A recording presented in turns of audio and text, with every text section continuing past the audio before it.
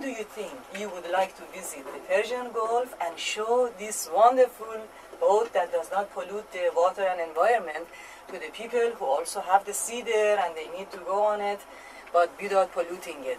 The plan at this stage is we're doing the record attempt March, April next year, and then a little while in North America and Europe, and then after that it'll be towards the end of next year we'll take it round to the Persian Gulf, maybe through Bahrain and Dubai and Iran and all those cool places. Wonderful. Yeah. Have a nice trip. Thank I you. hope to see you. Thank you. Wonderful to meet you.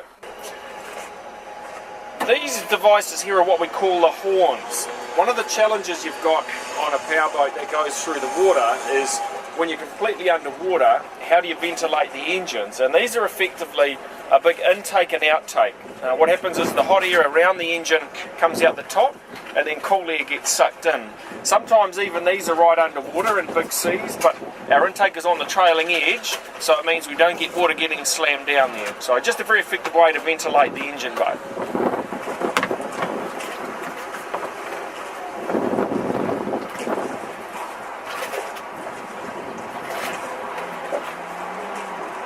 So this is called the helm, where we drive the boat from. Pretty standard set of equipment, a GPS here. This one has a radar, but it's also got this neat thing I can connect it to. It's a FLIR infrared camera, so it's very good for night vision. Engine controls, autopilot over here, so when it's flat in open water, just put the autopilot on. And a nice cool car racing steering wheel. These seats here, carbon seats, and they fold nicely around you, so when you're bouncing around, you're sort of held nicely in them. A couple of radios and a satellite communication. And this is the radio, right? That's an SSB radio, so that's one for long range. This one here is short range. Most commonly use this. That one over there is more long range. Yeah. Okay. And this one? That's a little TV screen that I can look at a camera that looks astern, and I can plug it into a DVD player there for when we're bored. Oh, yeah. very nice. Yeah. Very nice. And that's a sat phone up beside you there. How much speed do you make at sea? Typically, for example, in the record attempt, around 23, 25 knots. Typically at the moment, most of the time we just travel at around 15 knots, something like that. Yeah. The faster you go, the more fuel you use. So, unless there's a real reason for going fast, we normally don't. What do you think about this solar boat that people made in Swiss and they crossed the ocean with it a few months ago? Pretty gutsy to cross an ocean in any kind of boat, let alone a very small boat like that. And look, there are so many technologies that are going to come in and start this journey towards sustainability. And biodiesel is one of them, ethanol is another one, solar panels, wind energy, biomass. These things have all got a role to play, and different countries will come up with different proportions and ideas on what works best for them. And quite exciting times in energy these days. We need to move away from this total dependence on oil and gas, and things like solar energy. If there's a guy crossing an ocean in a boat using solar power, that's all good. You know, in your neighbor country, Australia, Sydney, Dr. Robert Dane also made a solar boat. Have you seen that? Solar No, I haven't seen his one. It's nice one too. Yeah, it's a ferry. Is that right? Yeah, I saw it when I was living in Sydney. So my name's Pete Bethune, and I'm the skipper of this very cool boat called Earthrace.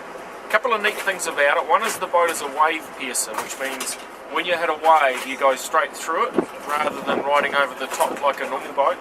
That means the boat's a lot faster in rough seas.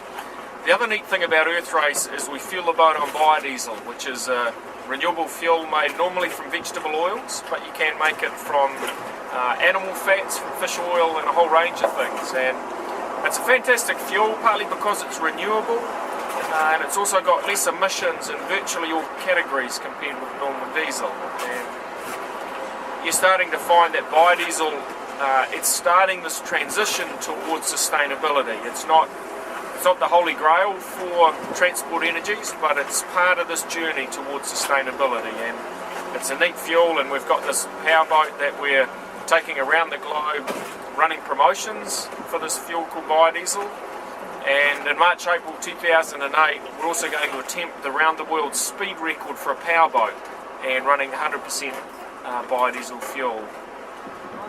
Another cool thing with biodiesel is in the future countries can utilise whatever resources they have, and if you take for example Iran, you could probably grow palm oil there quite effectively.